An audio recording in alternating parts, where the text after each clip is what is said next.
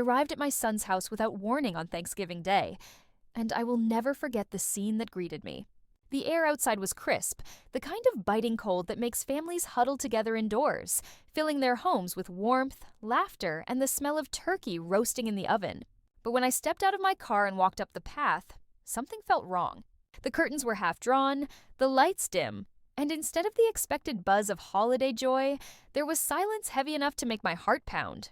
I rang the bell once, twice, then pushed the door open with the spare key I still carried. The moment I stepped inside, a chill washed over me, not from the draft but from what I saw. My grandson was sitting on the floor near the window, his small body wrapped in nothing but a thin shirt, his lips trembling, his hands tucked under his knees to keep warm. He looked up at me with wide eyes, shocked and scared, and whispered in a voice so faint it broke me, "Grandma, I'm cold." That was the moment I realized something was terribly, unforgivably wrong in this house and whatever secrets lay behind those walls. I was about to uncover them all. I froze in place for a second, my mind refusing to process why my grandson was sitting there shivering like a neglected stray in his own home on Thanksgiving of all days. His little cheeks were pale, his nose red from the cold, and I could see the way his shoulders trembled under that thin shirt. I dropped my purse on the floor and rushed over to him, wrapping my arms around his small frame, feeling just how icy his skin was. "Where's your dad? Where's your mom?" I whispered, almost afraid of the answer. His lips quivered as he tried to speak, but instead of words, all that came out was a shaky breath and a tear slipping down his cheek. I pressed him against me, already fuming, already feeling that unmistakable rage only a mother and grandmother can feel when the people they love most are being hurt. I glanced around the living room. There was no smell of food, no warmth from the oven, no sound of family gathered together. The house felt abandoned, but not empty. It was worse than empty. It was neglected, unloved, uncared for, like the spirit of Thanksgiving had been stripped out of it on purpose. And then I heard the faint thud of footsteps upstairs, slow and deliberate, and I knew I wasn't just stepping into a sad home. I was stepping into a storm I hadn't been warned about, and my grandson was caught in the middle of it. I tightened my grip on my grandson, my hands brushing over the sharp angles of his little shoulders, and I felt a wave of guilt flood me. Guilt for not coming sooner. Guilt for assuming everything was fine just because my son always said, "We're good, Mom. Don't worry." I kissed the top of his cold head, my mind racing with questions I didn't want to face. How long had he been sitting there like this? Had he eaten? Why wasn't anyone taking care of him? The footsteps upstairs grew louder, and then I heard a door slam, followed by muffled voices. Angry voices. My heart sank because I knew that tone all too well. It wasn't the sound of a happy couple preparing a holiday meal. It was the sound of a fight, the kind where words are used like weapons. I wanted to protect my grandson from it, to cover his ears and whisk him away.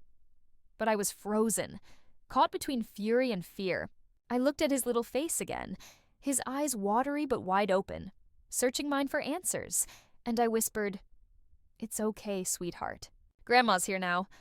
I tried to sound calm, but my chest was tight, my throat dry. I stood up, holding his small hand in mine, and walked toward the kitchen. Empty counters. No turkey, no pies, not even the scent of coffee. The sink was stacked with dishes, unwashed for days, maybe weeks. It hit me like a punch. This wasn't a holiday gone wrong. This was neglect. This was a pattern. This was my grandson being forgotten in a house that was supposed to love him. Then I heard the sharp crash of glass breaking upstairs, followed by a woman's voice, shrill and desperate, and my son's low growl of anger. My stomach churned. I didn't come here to intrude, but at that moment I realized I was about to step into something darker than I could have imagined. And whether they wanted me there or not, I wasn't leaving. Not until I knew the truth about what was happening to my grandson inside this house. I pulled my grandson into the kitchen and sat him down at the table, brushing the hair out of his eyes while my own hands shook. His skin was clammy, and when I touched his wrist, I could feel how weak his pulse seemed, faint under my fingers. I opened the fridge, praying I'd find something, anything, to warm him up with. But the sight that met me made my chest ache. Half a bottle of soda, a takeout container with congealed sauce stuck to the bottom, expired milk, and nothing else. The shelves were practically bare. No vegetables, no bread, no leftovers, nothing resembling a meal for a growing child. The realization settled like ice in my veins. They weren't just careless. They weren't feeding him. I closed the fridge quickly, not wanting him to see my panic, and rummaged through the cabinets. Stale crackers, an empty cereal box, cans that had been pushed so far back they looked like they belonged to another decade. I handed him the crackers and whispered, "Eat these for now, baby. I'll fix something soon." Even though I knew there wasn't anything real to fix. As he nibbled quietly, I felt a surge of anger rising inside me, the kind that builds slow but steady until it threatens to spill out. I thought about all the excuses my son had given me over the years. Too busy, too tired. Things are tight financially. But none of that explained why my grandson was sitting on a cold floor with nothing to eat while they screamed upstairs. The sound of another crash broke my train of thought, this time sharper, like a plate shattering against the wall. The voices grew louder, clearer. My son's deep baritone rough with fury. "You never do anything right." A woman's voice, shaky but defiant. "And you're never here. He's your son, not just mine." My stomach twisted as I realized they weren't just fighting about their marriage. They were fighting about him. About the little boy sitting right next to me, gnawing silently on stale crackers, his eyes darting toward the ceiling every time the shouting escalated. He was used to it. That's what broke me. He was used to this chaos, this cold, this emptiness. I wanted to run upstairs and tear into my son, demand how he could let things fall this far. But another part of me hesitated. If I confronted him while he was like that, in a rage, unpredictable, what would he do? To me? To his wife? To his own son? My heart pounded as I made a choice right then. I wasn't going to scream, I wasn't going to beg, I wasn't going to play into the storm. Instead, I was going to do what I always did best: observe, gather the truth, and then act with precision. Because this wasn't just about a holiday ruined. This was about my grandson's life, his safety, his future. And if my son thought I was going to sit quietly and pretend nothing was wrong, he had another thing coming. I reached into my purse, pulled out my phone, and opened the camera app, holding it low so my grandson wouldn't notice. If I was going to fight this battle, I was going to need proof. And Thanksgiving Day was about to become the day everything changed. The shouting upstairs turned into heavy footsteps pounding down the hallway, and then the sharp slam of a door that rattled the frame. My grandson flinched, dropping the cracker crumbs on the table, and I instinctively wrapped my arm around his shoulders, shielding him. Seconds later, my son appeared at the top of the stairs. He looked nothing like the boy I had raised, nothing like the man I used to believe in. His hair was unkempt, his shirt wrinkled, and his eyes, his eyes, were glassy, bloodshot, filled with a simmering rage I barely recognized. He scanned the room and froze when he saw me. "Mom?" he said, his voice cracking between surprise and irritation. "What are you doing here?" I stood slowly, forcing myself to hold his gaze. "I came to spend Thanksgiving with my family," I replied evenly, keeping my voice calm even though my pulse was racing. He descended the stairs, his hand gripping the banister so tight his knuckles whitened, and for the briefest moment I thought he might explode. Instead, he scoffed. "You couldn't call first? You couldn't give us a warning?" His words dripped with disdain, but I didn't flinch. Why would I need to give warning to see my own son? To see my grandson? I countered, my voice sharp now. Behind him, at the top of the stairs, his wife appeared. Her face pale, her lips slightly swollen, her eyes red from crying. She didn't say a word, just clutched the railing as though it were the only thing holding her upright. My heart cracked at the sight of her, but I locked my emotions down tight. I needed clarity, not chaos. My grandson pressed himself against my side, silent but trembling, his small hand clutching mine with all the strength he had. My son's eyes flicked toward him and then back to me, and in that split second I saw it. Not love, not even guilt, but annoyance, as though the boy were a burden he had been forced to tolerate. That was when I knew this wasn't a rough patch, this wasn't a bad day, this was the truth I had refused to admit for years. My son had grown into a man who neglected his child, who fought with his wife like enemies at war, who let his family starve in a house that should have been filled with warmth. My throat tightened, but my resolve hardened. I slipped my phone back into my purse, pressing the record button with one swift touch before doing so, and spoke the words that set the line in the sand. "I'm not leaving, not until I know my grandson is safe." His face twisted, his voice rising. "Don't start, Mom, not today. You don't know what's going on here." He was right about one thing. I didn't know the full story, but I was about to, because I had already decided this Thanksgiving wasn't going to end with turkey and pie.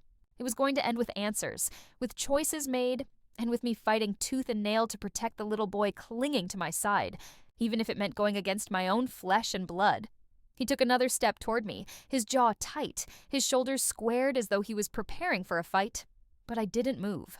I stood my ground, one hand resting protectively on my grandson's shoulder, the other curled into a fist at my side. "Safe?" he spat, repeating my word like it was an insult. "You think you know what safe means? You don't live here, Mom. You don't see what I deal with every day. You don't know what it's like." His voice boomed through the kitchen, and my grandson flinched so hard it made my stomach twist.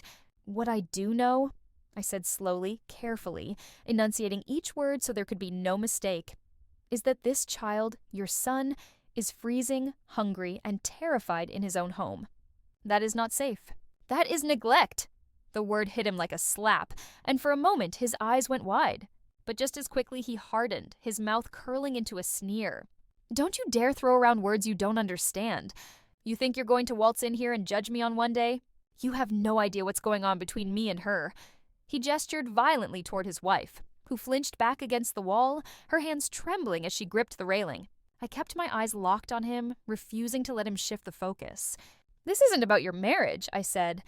"This is about your child. And if you can't take care of him, then I will." His face darkened, and for a terrifying second, I thought he might raise his hand. But instead, he let out a harsh laugh, sharp and bitter. "You? You think you're just going to take him? You think the court would side with you over his own father?" My lips pressed into a thin line, but my heart remained steady.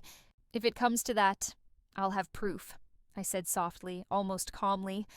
"And I promise you I will not let him grow up in this chaos. Not as long as I'm alive." Silence hung in the air for a long, heavy moment. The only sound was the faint hum of the refrigerator and my grandson's shaky breathing. My son stared at me, his chest heaving, and then he turned sharply, storming back up the stairs, each step a loud, angry thud. His wife lingered at the top, her eyes wide and glassy. Her lips parted like she wanted to say something but couldn't. Our eyes met, and for the briefest second I saw it, the plea for help she couldn't voice. I looked down at my grandson, still clutching my hand, and in that instant, my decision solidified. This wasn't going to be solved with one confrontation. This was going to be a battle, one I had no choice but to fight. And Thanksgiving Day would be the first piece of evidence in a case I was already building, silently, methodically, determined to protect my grandson at any cost. That night, I didn't leave. I tucked my grandson into bed with an extra blanket I found in the hall closet, though it smelled faintly of mildew, and I sat with him until his eyes closed. His small body curled into itself, clinging to the blanket like it was armor. I stroked his hair and whispered, "Grandma's here, baby. You're not alone." But inside, I was seething. I paced that cold, silent house long after he drifted off, every creak of the floorboards reminding me of the screaming I'd heard, the glass breaking, the swollen lip on my daughter-in-law's face. When I finally returned to the kitchen, I pulled out my phone and listened to the recording I'd started earlier. The voices echoed through the speaker, his voice sharp and violent, hers desperate, pleading. It was evidence, undeniable, time-stamped and saved. Proof of what this house really was. The next morning, I woke to the sound of him slamming doors again, stomping around like a caged animal. But I didn't flinch.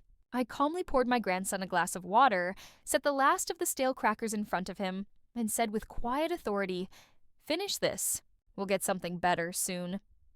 My son shot me a look that could have burned through steel, but I stared right back. I didn't yell. I didn't cry.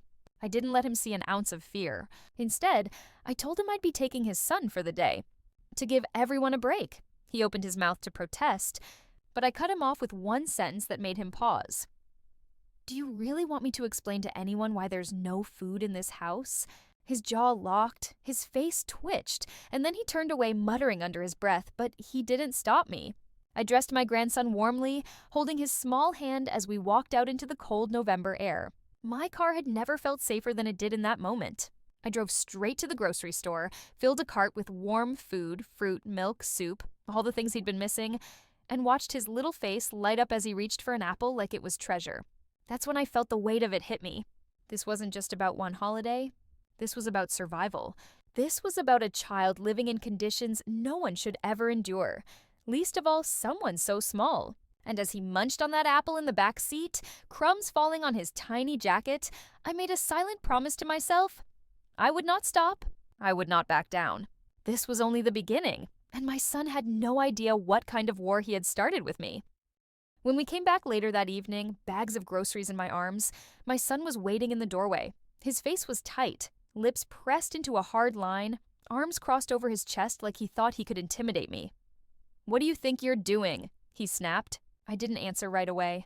I brushed past him, carried the food into the kitchen, and started unpacking each bag slowly, deliberately, like I had all the time in the world.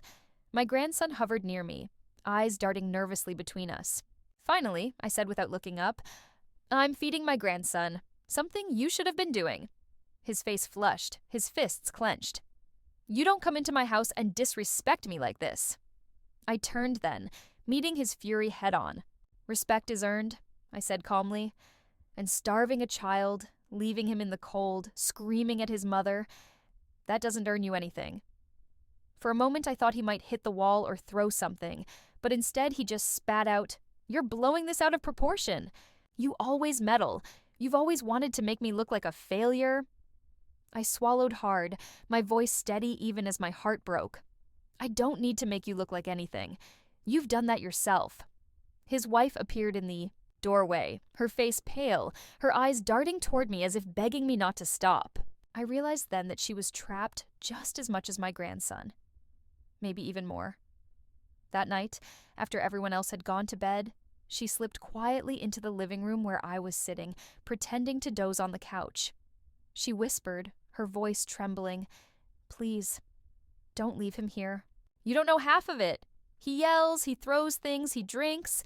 Sometimes I don't even recognize him anymore." Tears streamed down her cheeks, and in that moment, I knew I wasn't just fighting for my grandson. I was fighting for her, too. I took her hand and squeezed it, whispering back, "Then help me. We'll get him out. But I need you to be brave."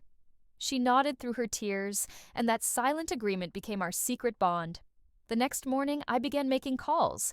To a lawyer I trusted, to Child Protective Services, even to an old friend who worked in the local police department. I wasn't reckless. I wasn't emotional. I was deliberate, methodical, the way a mother becomes when she knows her child is in danger. My son thought Thanksgiving had been just another bad day. What he didn't realize was that it had been the day the walls started closing in. Every piece of evidence, every recording, every witness. I was building a case, and when it was ready, he wouldn't see it coming until it was too late. By the end of that week, I had gathered enough to fill a folder. Timestamps, photos of the empty fridge, screenshots of text messages his wife quietly forwarded me at night when my son was passed out in their bedroom, recordings of his shouting.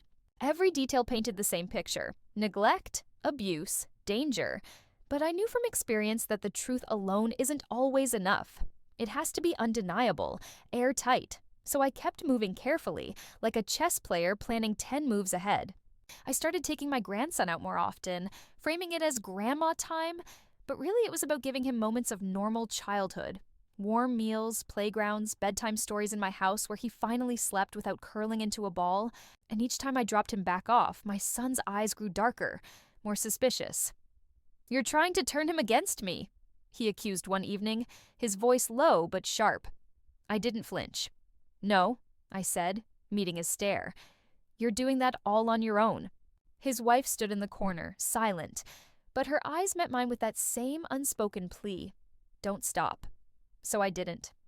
I pressed on, quietly, strategically, because I knew men like my son thrived in secrecy, in the silence of those too afraid to speak.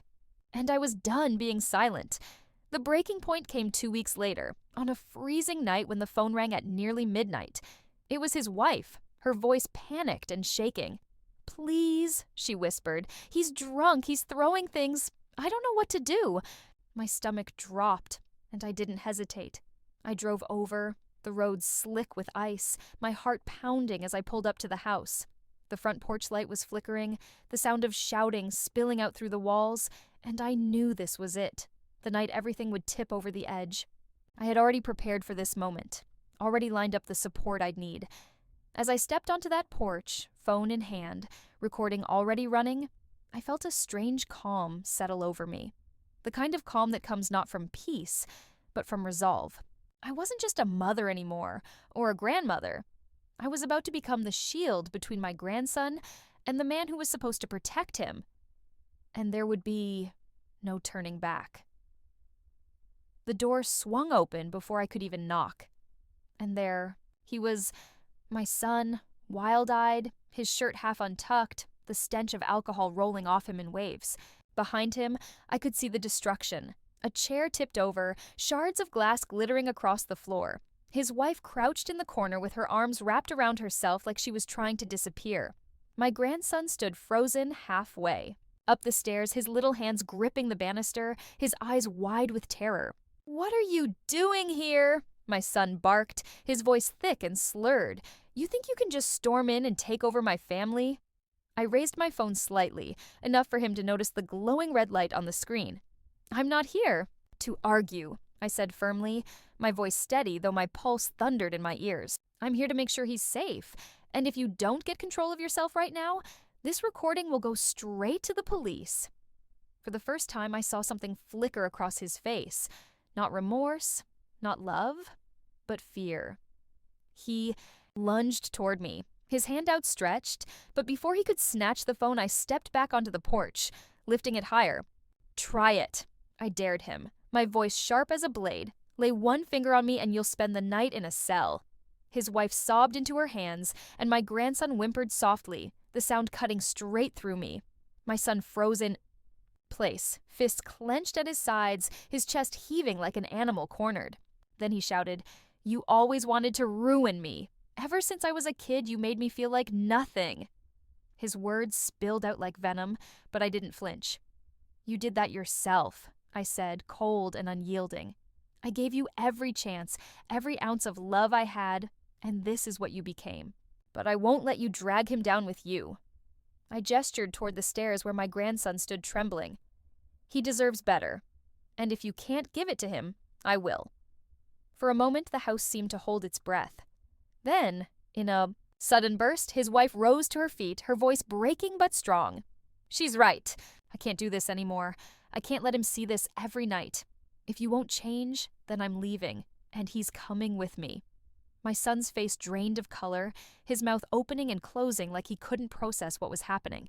"You wouldn't," he whispered, almost to himself, but the power had already shifted. I pulled my grandson into my arms, feeling the weight of his small body sink against me, and looked my son square in the eye. "It's over," I said. "This ends tonight." And in that moment, with the evidence on my phone, with his wife finally speaking out, with my grandson pressed safely against my chest, I knew I had taken the first real step toward freeing them from the nightmare he had created. He thought he still had control, but he didn't see the truth. I was no longer just his mother. I was the woman who was about to dismantle the life he thought he controlled, piece by piece, until there was nothing left of the hold he had on them. The police arrived within the hour, lights flashing against the frost-covered windows, their radios crackling as they stepped into the wreckage of my son's home. He tried to shout, to argue, to twist the story into something that painted him as the victim, but the moment I handed over my phone and the officers heard his voice screaming, cursing, threatening, it was over. They separated us quickly, his wife giving her statement through trembling lips, my grandson clutching me so tightly I thought he might never let go, and me standing there calm, steady, offering each piece of evidence I had been gathering since Thanksgiving Day. When they led him out in handcuffs, his eyes locked on mine, blazing with hatred. But I didn't look away. I didn't yell. I didn't cry. I simply held my grandson closer and thought, "You'll never scare him again." The days that followed were a blur of court dates, social workers, and legal paperwork. But through it all, I never once doubted my choice. The judge reviewed the recordings, the photos, the testimony, and the decision was swift. Custody transferred, restraining orders granted, protections put in place. My grandson came to live with me, his little world slowly piecing itself back, together with warm meals, bedtime stories, and mornings where the only sound was laughter instead of breaking glass. His mother found her footing too, starting over with a quiet strength I had always known she carried. As for my son, the man I once cradled as a baby. I mourned him in silence. Not because he was gone, but because the boy I raised no longer existed inside the man he had become. One night, weeks later, as I tucked my grandson into bed, he looked up at me with sleepy eyes and whispered, "Grandma, I'm not cold anymore." That was when I knew I had done the right thing. That was when I knew the storm had finally passed. Family isn't about blood alone. It's about safety, love, and the courage to protect it at any cost. And I will never apologize for choosing to save my grandson, even if it meant standing against Myson.